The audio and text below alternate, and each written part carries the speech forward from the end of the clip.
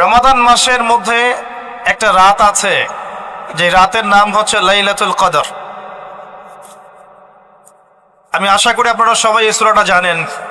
বা'দা আউযু বিল্লাহি মিনাশ শাইতানির রাজিম, ইন্না আনজালনাহু ফি লাইলাতুল কদর। নিশ্চয়ই আমি কোরআনকে নাজিল করেছি লাইলাতুল কদরে, ভাগ্য রজনীতে। ওয়ামা আদরাকা মা লাইলাতুল কদর। হে নবী মুহাম্মদ সাল্লাল্লাহু আলাইহি ওয়াসাল্লাম, আপনি কি জানেন লাইলাতুল কদর কি জিনিস?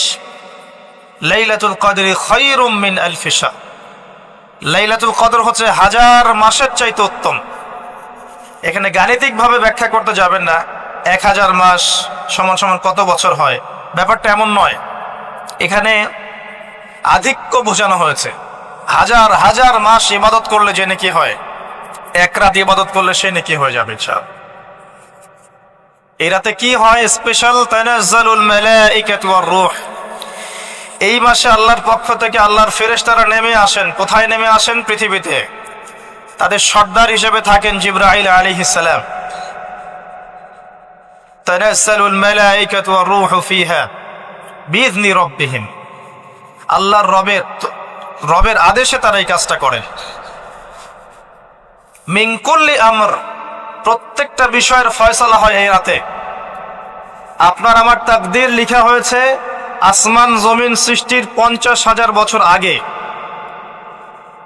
আপনার আমার তাকদীর লিখা হয়েছে আসমান জমিন সৃষ্টির 50,000 বছর আগে। আল্লাহ পাক সমস্ত সৃষ্টির তাকদীর লিখেছেন প্রথম দফায়। দ্বিতীয় দফায় তাকদীর লেখা হয়েছে যখন আমার আপনার রূহ আমাদের মায়ের গর্ভে ছিল 4 মাস 10 দিন বয়স।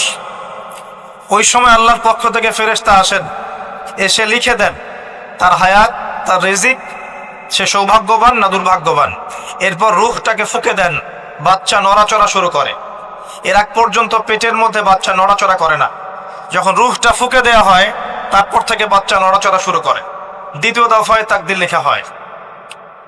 এরপরে তৃতীয় দফা লেখা হয় এই লাইলাতুল কদরে, যে আগামী 1 বছর কি হবে, আপনি কি করবেন।